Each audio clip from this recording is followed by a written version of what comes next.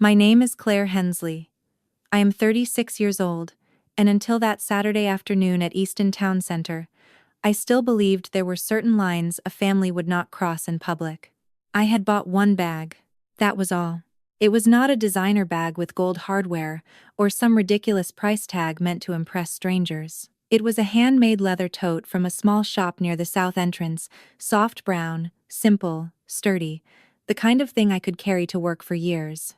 It cost $428, paid from my own checking account, after 9 months of extra shifts processing payroll corrections at the hospital. I remember the owner wrapping it carefully in tissue paper, smiling when I said it was the first thing I had bought for myself in a long time. For a few minutes, I felt light. Then I stepped out of the store and saw my mother-in-law, Marjorie Pierce, standing near the window display. Her eyes went straight to the shopping bag in my hand. Not to my face, not to my smile. Just the bag. "So, this is where your priorities are," she said. I thought she was making one of her sharp little comments, the kind Nolan always told me to ignore. But then she crossed the space between us and struck me before I even understood she had raised her hand. People stopped walking. Someone gasped. Marjorie's voice stayed controlled, which somehow made it worse. "I will have Nolan file for divorce before dinner." I could have cried. I could have defended myself. I could have said it was my money, my job, my choice. Instead, I bent down, picked up the bag, and looked her straight in the eyes. "Before you tell your son to divorce me," I said quietly, "ask him why he scanned my signature 11 days ago." For the first time since I had met her, Marjorie Pierce had nothing to say. If you enjoy stories about family, human nature, and karma, please subscribe to the channel. I'm asking honestly, have you ever been looked down upon by someone? If so, comment 4. If not, come on Sync. Perhaps today's story will remind you of something deeply ingrained in your heart. To understand why that one sentence drained the color from Marjorie Pierce's face, I have to go back to the first time I sat across from her and mistook calculation for concern. It was 2 years earlier, on a cold Friday evening in late November. Nolan and I had been dating for almost 6 months when he told me it was time to meet his parents properly. He said it casually, like dinner at their house was just another normal step in a serious relationship. But I was 34 then, old enough to know that meeting a man's family was not just about smiling through dessert. It was a preview. A small window into the kind of people who might one day stand close enough to affect your peace. The Pierce house sat in a quiet suburb outside Columbus, with white trim, clipped hedges, and porch lights that made the place look warmer than it felt. Marjorie opened the door before Nolan could knock. She wore a navy silk scarf tucked neatly at her collar and a thin gold watch that caught the light every time she moved her hand. Her smile was polite, but it never reached her eyes. "So you're Claire," she said. "Not welcome. Not nice to finally meet you." Just my name, spoken like she was checking it against a list.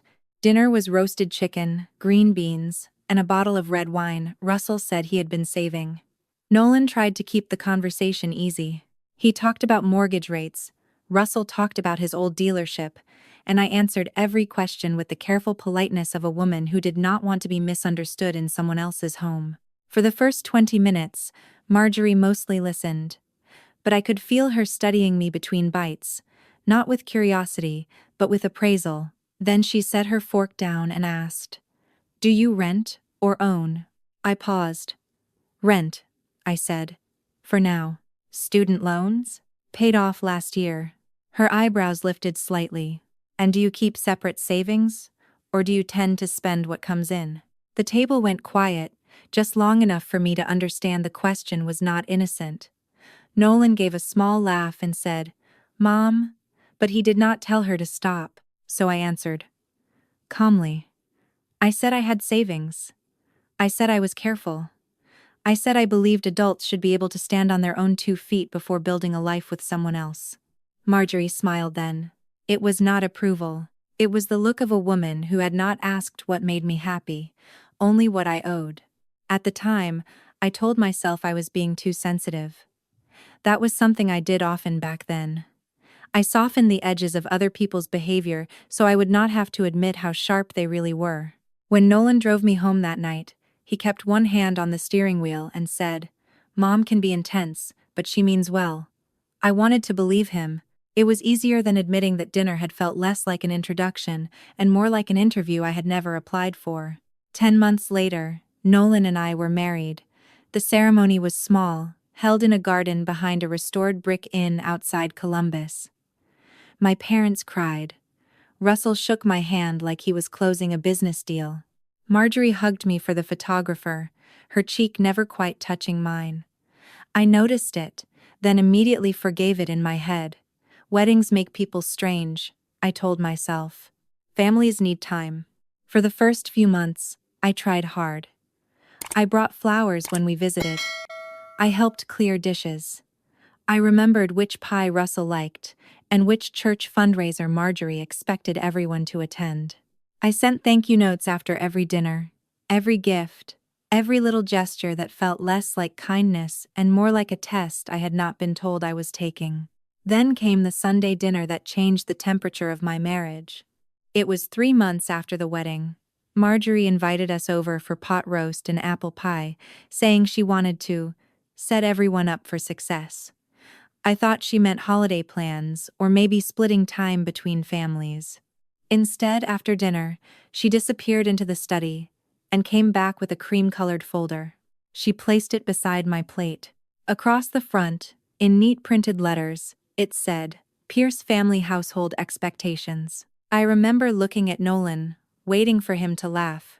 He did not. Marjorie folded her hands and said, "This is just something we believe helps marriages avoid confusion." Inside were rules, not suggestions. Rules. Any personal purchase over $100 should be discussed as a couple. Tax refunds, overtime checks, and any work bonuses should go into a shared account. A married woman should not maintain a private emergency fund unless there was distrust in the home. And every month, I was expected to contribute $1,200 to something Marjorie called the Family Support Fund. I read the page twice because my mind refused to accept it the first time. Then Marjorie said, gently, almost sweetly, "A good wife doesn't need private money if she trusts her husband." Nolan stared down at his coffee. Russell cut himself another piece of pie. And I understood, sitting at that polished dining table, that I had not married into a family. I had been added to a system. After that folder appeared beside my dinner plate, the Pierce house felt different every time I walked into it. The furniture was the same, the lemon polish smelled the same, and Marjorie still served coffee in the same white cups with gold rims. But something had shifted. I no longer felt like a guest trying to be accepted. I felt like a name being added to a ledger. The subject of my savings stopped being private after that. It became a shadow that followed me into ordinary moments. Sometimes Nolan asked while we were folding laundry. Sometimes while I was rinsing a coffee mug before work. "How much do you have set aside now?" he would say, using a casual tone that did not match the question. At first, I answered vaguely. Then, one night, I told him the truth. I said I was saving for a down payment. He smiled, but there was no pride in it. "For our house, right?" he asked. I looked at him through the bathroom mirror and chose my words carefully. "For a house," I said. "One we choose together when we're ready." That tiny difference bothered him more than I expected. By then, I had $47,600 in my personal savings account.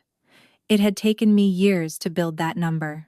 Overtime shifts, a 10-year-old couch, packed lunches, store-brand coffee, and every tax refund moved into savings before I could talk myself into touching it. That money was not a secret life. It was safety. It was proof that if something broke, I would not break with it. But to Marjorie, safety looked like betrayal. She began mentioning it in public, always gently enough, that I looked unreasonable if I objected. At brunch, she said, "Some women marry into a family, but keep one foot outside the door." At Russell's birthday dinner, she glanced at my plain black work dress and said, "Claire is very careful with money. almost too careful. Everyone gave that light, uncomfortable laugh people use when they are not sure whether a joke is harmless or cruel. Then Nolan began using her language. "Why do you need money I can't access?" he asked one evening. "What kind of message does that send?" "It sends the message that I worked for it," I said. His face changed just enough for me to notice. "That sounds selfish," he said. And there it was, the word they had been building toward. Selfish, because selfish was easier to punish. Selfish made my savings a moral failure instead of a boundary.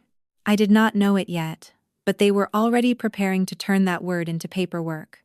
The paperwork found me on a Tuesday night, in the most ordinary way possible. I had stayed late at the hospital, fixing payroll corrections for the nursing staff, the kind of work that leaves your eyes dry and your shoulders tight. By the time I got home, Nolan was already in the bedroom, the door half closed. The house was quiet. The kitchen light was still on. A coffee mug sat beside the sink with a brown ring at the bottom. All I wanted was to print my updated direct deposit form, make tea, and go to bed. But the printer in the little office kept blinking orange. Paper jam. I opened the front tray and found nothing. Then I pulled out the back panel and reached inside. That was when I found the page. It was caught deep in the rollers, half crumpled, the top edge smeared with black ink. At first, I thought it was one of Nolan's mortgage forms. He worked with documents all day, and I was used to seeing pre-approval letters and disclosure packets spread across the desk. But then I saw my name, Claire Hensley Pierce. The title sat centered at the top, Household Contribution Agreement. My stomach tightened before I even understood why. I smoothed the page on the desk and read it slowly. According to the document, I was agreeing to transfer $31,800 from my personal savings into a shared Pierce family account to assist with emergency household obligations. It was written to sound official, clean, reasonable, like something a person might sign if she had already been made to feel guilty for saying no. Then I reached the bottom. My signature was there. For a moment, I simply stared at it. The curve of the C, the loop in the H. The little pressure mark I always left at the end of my last name. It looked like mine, because it was mine. But I had never signed that paper. My hands went cold.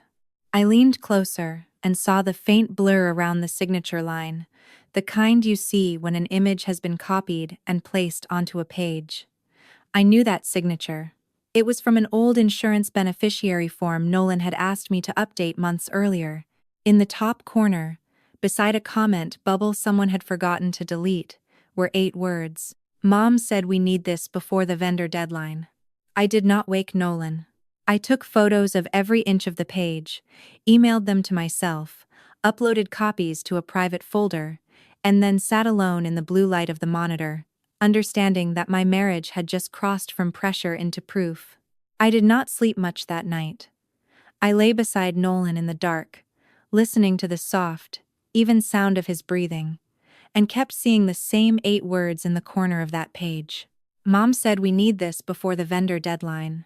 By morning, fear had cooled into something quieter and more useful. I did what I always did when numbers did not make sense. I started looking for the account they belonged to. At work, I moved through my morning like nothing had changed. I answered emails, corrected 2 missed overtime entries, and helped a nurse from cardiology fix a direct deposit issue. But underneath the rhythm of ordinary tasks, my mind kept pulling at the same loose threads. Vendor deadline. Emergency household obligations. $31,800. Marjorie.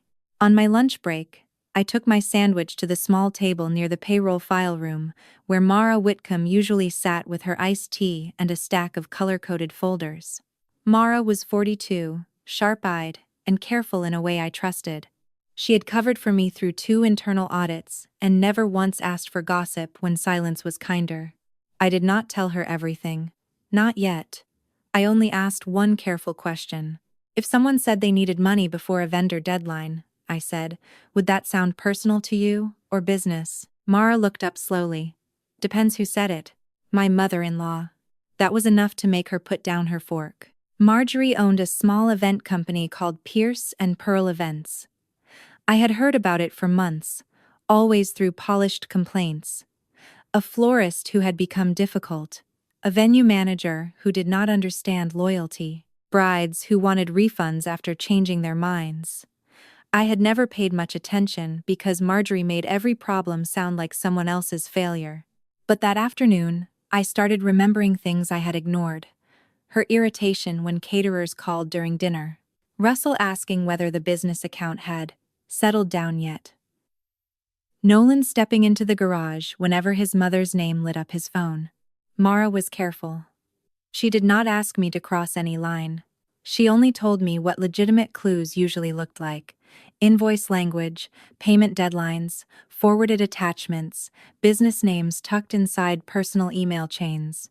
That night, I searched the shared desktop in our home office, the one Nolan and I both used for bills and household files. In the download folder, I found an email he had printed and forgotten to delete. Pierce and Pearl Events owed $22,400 to 3 vendors. Flowers, audio, venue deposit. And suddenly, the document in my printer was no longer a mystery. It was a rescue plan. Not for our marriage, for Marjorie. Before the story begins, please subscribe to the channel to support me. I have a small question. If a poor person is scorned by the whole village, do you think that person should remain silent or stand up immediately? If you choose to remain silent and wait for an opportunity, type 1. If you choose to fight back immediately, type 2. Now, let's listen to this story. The next few days passed with a strange, careful quiet. Nolan acted as if nothing had happened, as if a forged signature could disappear if no one said its name out loud. Marjorie called twice, but I let both calls go to voicemail. I was not ready to confront them. More truthfully, I was not willing to confront them before I understood exactly what they were trying to take. That Saturday, October 12th, I went to Easton Town Center after my morning errands. I needed space, not a shopping trip. I had dropped off dry cleaning, returned a library book, and sat in my car for nearly 10 minutes before finally going inside. The mall was crowded in that early fall way, families moving slowly, teenagers laughing too loudly, older couples walking with coffee cups in hand. For once, no one there knew anything about the Pierce family, my savings account, or a document hidden in a printer. Near the south entrance, I passed a small leather shop I had seen before but never entered. The owner, Nadine Carver, was arranging wallets behind the counter. The store smelled like cedar shelves and new leather. I saw the tote almost immediately. Brown, plain, strong handles, no loud logo, nothing flashy, just well made. I stood there longer than I should have, touching the strap with my thumb, doing the math in my head even though I already knew I could afford it. $428. My money, my overtime. My decision. When Nadine wrapped it in tissue paper, she said, "You look like someone who talked herself into something she deserved." I laughed softly, because she was right. For 5 minutes, carrying that bag felt like breathing. Then I stepped into the main walkway and saw Marjorie. She was standing outside the shop window, her coat folded over one arm, her eyes fixed on the bag in my hand. Not surprised, not curious, angry, as if she had caught me stealing from her purse. "So, this is why you won't help this family," she said. I did not answer fast enough for her. She crossed the small space between us and struck me before I could step back. The sound made people turn. My first feeling was not pain. It was disbelief.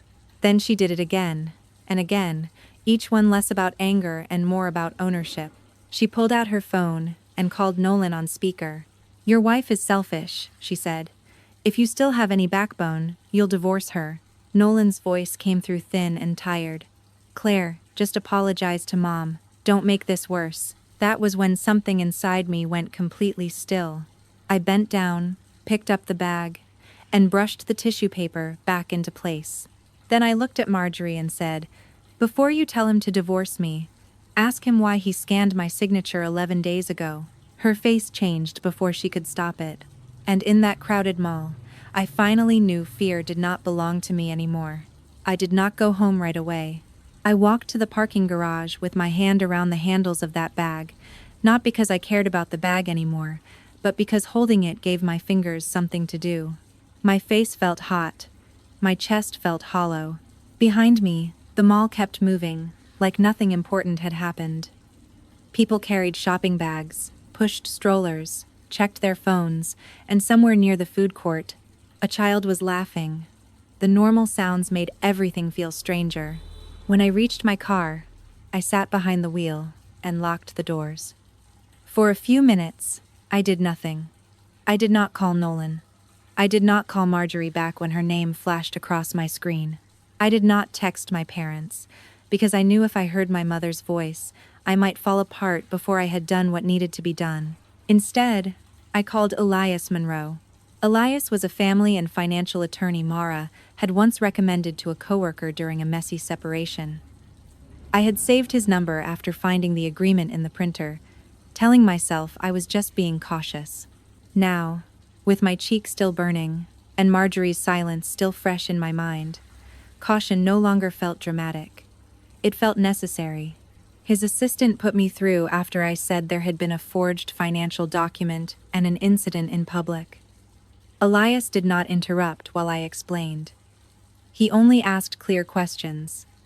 Was I safe? Was I alone? Had I signed anything recently? Did Nolan have access to my accounts? Were there cameras in the area where it happened? When I finished, he was quiet for a moment. Then he said, "Do not argue with them. Do not sign anything. Do not move money into any shared account. From this moment on, preserve evidence." Those 2 words steadied me. Preserve evidence, not defend yourself, not convince them, not make them understand. Preserve evidence. Before I left the garage, I changed every banking password from my phone. I turned on alerts for withdrawals and transfers. I sent Elias the photos of the agreement, the email about Pierce and Pearl events, and screenshots of Nolan's recent messages asking about my savings. Then I walked back into the mall and found Nadine Carver, the shop owner, still standing behind her counter, with worry written across her face. "I saw enough," she said softly, before I even asked. She wrote down what she remembered and gave me her contact information. After that, I went to mall security and asked for the manager on duty. His name was Derek Sloan. He listened without making me repeat myself more than necessary, then said he would preserve the hallway footage. By the time I finally drove home, I was still shaken, but I was no longer empty-handed. By the time I reached the house, Nolan's car was in the driveway. For a second, I sat there with both hands on the steering wheel, watching the porch light flicker against the front window. A few hours earlier, that house had still been the place where I kept my clothes, my coffee mugs, my half-read books on the nightstand. Now it looked like evidence with a roof over it. Nolan opened the door before I reached the steps. His first words were not, "Are you okay?" They were, "What did you say to my mother?" That told me everything I needed to know. I looked at him for a long moment, noticing the tightness around his mouth, the phone clenched in his hand, the way he stood in the doorway as if he owned both the house and the decision of whether I could enter it. I did not answer the question. I walked past him, set the leather bag on the small bench by the stairs, and went straight to the bedroom. He followed me, his voice rising. Marjorie was upset. Russell was confused. His mother had only been trying to make me understand what marriage required. I folded a sweater and placed it in an overnight bag while he spoke, not because I planned to leave forever that night, but because I needed one clean line between my body and his anger. Then my phone buzzed. Marjorie had started calling relatives. By 8 that evening, 2 of Nolan's cousins had texted me about respect. His aunt sent a message saying marriage was not for women who ran from correction. Someone I barely knew wrote, "You embarrassed a good family over a purse." It was amazing how quickly a story traveled when the person telling it left out the part where her hand came down first. Nolan stood in the hallway and said, "If you want this marriage to survive, you need to meet us and fix what you did." That sentence almost made me laugh. Not because it was funny, but because the pattern was finally clear. They had already chosen the charge. Selfish, disrespectful, Unstable. Now they wanted the confession. I called Elias from the bathroom with the fan running. He listened, then said, "Let them ask for the meeting. But it happens at my office. Not their house, not yours. And you do not go alone." So I sent one message to Nolan. "Tomorrow, 3 o'clock. Elias Monroe's office. Bring your parents. We will discuss everything there." He replied within seconds. "Fine. But you need to be ready to apologize." I placed the phone face down on the sink and looked at myself in the mirror. My cheek was still faintly red. My eyes looked tired, but clear. On the counter, I opened a blue folder and began arranging what I had. Date, document, amount, person involved, exact words. For the first time in months, I was not preparing to defend my feelings. I was preparing to let the evidence speak. I was still arranging the folder when my phone lit up with a message from a number I did not recognize. For one tired second, I thought it was another Pierce cousin, preparing to lecture me about respect. I almost ignored it. Then I saw the first line. "My name is Kendra Voss. I used to be married to Nolan. Please, do not meet him alone." I stood very still, one hand resting on the edge of the sink. Nolan had told me about his ex-wife in pieces, always with the same exhausted expression, as if speaking her name required patience. Kendra was unstable. Kendra was dramatic. Kendra had never understood family. Kendra had tried to turn people against him during the divorce. I had heard those words so many times that, without realizing it, I had filed her away as a warning instead of a person. Now she was warning me. I did not answer immediately. I walked into the bedroom, closed the door, and sat on the edge of the bed with the overnight bag open beside me. Then I typed back, "How did you get my number?" Her reply came less than a minute later. "Mara Whitcomb is my cousin. She told me enough to be worried. I will not push. But if he and Marjorie are using words like family contribution, reimbursement, or household obligation, you need to know this happened before." The room seemed to tilt slightly. A moment later, my email chimed. Kendra had sent a file. I opened it with the slow dread of someone turning a key in a door she already knows should have stayed locked. The first document was from Nolan and Kendra's divorce. The second was a scanned agreement titled Family Reimbursement Agreement. The amount was $18,500. The language was different, but the shape of it was the same. A woman's private money turned into a family duty. A refusal turned into betrayal. A boundary rewritten as selfishness. There were text messages too. Nolan telling Kendra she was humiliating him. Marjorie saying a wife who truly loved her husband did not keep score. Russell asking whether they could settle it quietly so no one had to be embarrassed. I read until my throat felt tight. Then Kendra called. Her voice was calm, but not cold. It carried the kind of exhaustion I recognized in myself. "He doesn't marry women," she said. "He finds accounts he thinks he can access, and when you refuse, Marjorie helps him make you look cruel." I looked at the blue folder on the counter, suddenly heavier than before. "I'm meeting them tomorrow," I said. "I know," Kendra replied. "That's why I'm coming too." The next afternoon, I arrived at Elias Monroe's office 20 minutes early, with the blue folder pressed against my ribs like it was the only thing keeping me upright. His office was on the 4th floor of a brick building downtown, quiet in the way expensive places are quiet. Thick carpet, frosted glass. A receptionist who spoke softly, as if raised voices were not allowed past the elevator. Elias met me in the conference room. He was in his mid-40s, gray at the temples, with the calm expression of a man who had learned not to react before all the facts were on the table. He did not promise me everything would be fine. I appreciated that. He only reviewed the order of documents, asked whether I felt safe, and reminded me not to answer anything I did not understand. At exactly 3 o'clock, Nolan walked in with Marjorie and Russell behind him. Marjorie looked dressed for church, not a legal meeting. Cream coat, perfect hair, mouth pressed into a line of wounded dignity. Nolan would not look directly at me. Russell looked tired, but not apologetic. Marjorie sat down first and placed my leather bag in the middle of the table. "This," she said, tapping one finger against it, "is what started all of this." She chose a purse over her marriage. For a moment, no one spoke. I did not touch the bag. Elias opened a folder of his own and slid a copy of the household contribution agreement across the table.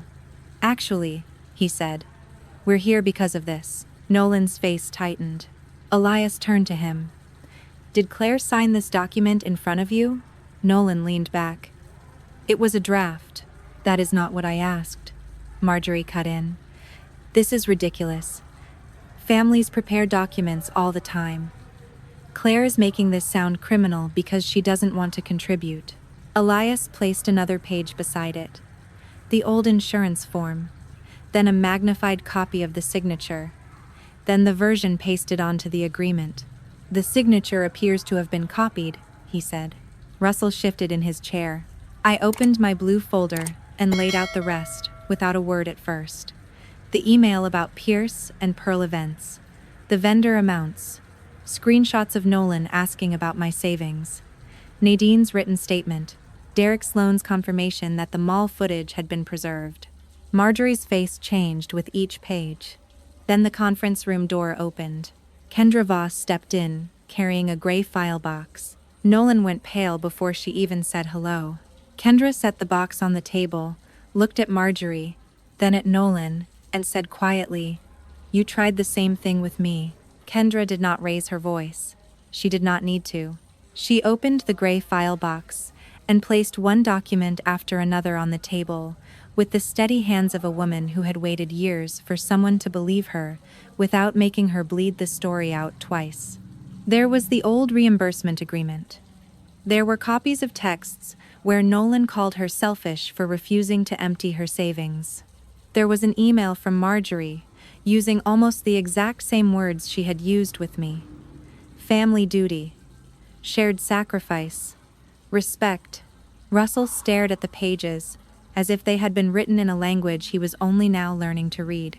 Nolan tried to interrupt. Elias stopped him with one calm sentence. "You will have your chance to respond after the documents are reviewed." That was when I opened my folder to the final page. It was not dramatic. No shouting, no speech meant to humiliate anyone. Just a timeline. The first time Nolan asked about my savings. The dinner where Marjorie introduced her household expectations. The night I found the agreement in the printer. The vendor debt tied to Pierce and Pearl events. The day at the mall. The call where Nolan told me to apologize instead of asking if I was hurt. I read it slowly, because every date mattered. Then I looked at Marjorie and said, "You used that bag to prove I was selfish. But all it proved was that you were angry. I still had something you couldn't control." For once, she had no polished answer. Nolan leaned forward, lowering his voice like he wanted the room to become private just for him. "Claire, we can talk about this at home." "No," I said, "we can't." The word felt small, but it landed like a door closing. Elias slid a second folder toward him. Inside were the first filings for legal separation, instructions to freeze the joint account, and written notice that any further contact about money would go through counsel. I had already changed my banking access. I had already requested fraud alerts. I had already chosen not to wait for Nolan or his mother to decide what happened to my life. Marjorie whispered, "You're really going to destroy this family over a purse?" I looked at the brown leather bag sitting between us, the one she had brought in like evidence against me. "No," I said quietly. "I'm ending a marriage because my signature was used without my consent. My money was treated like a family emergency fund, and your son stood by while you put your hands on me." No one moved. Months later, I still carried that bag to work. Not every day, only when I needed the reminder. I did not lose a marriage over a bag. I found out what kind of marriage I was living in because of one.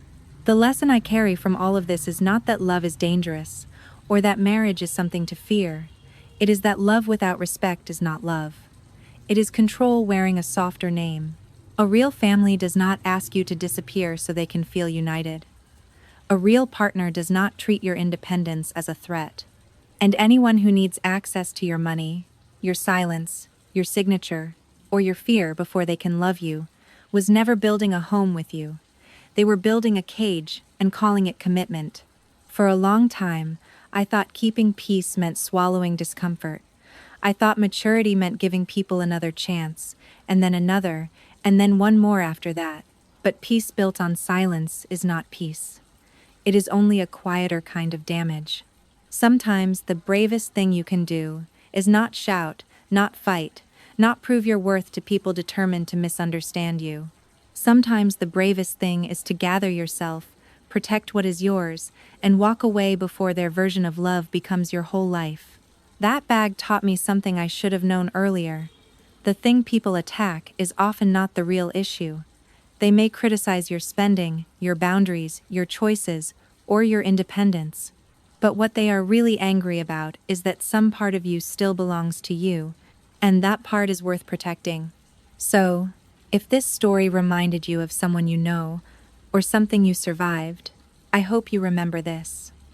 Leaving is not always failure. Sometimes leaving is the first honest act of self-respect. Tell me in the comments what you would have done if you were in Claire's place. Have you ever seen someone use family as an excuse to control another person? If this story moved you, please like, subscribe, and share it with someone who needs the reminder that boundaries are not betrayal, they are protection.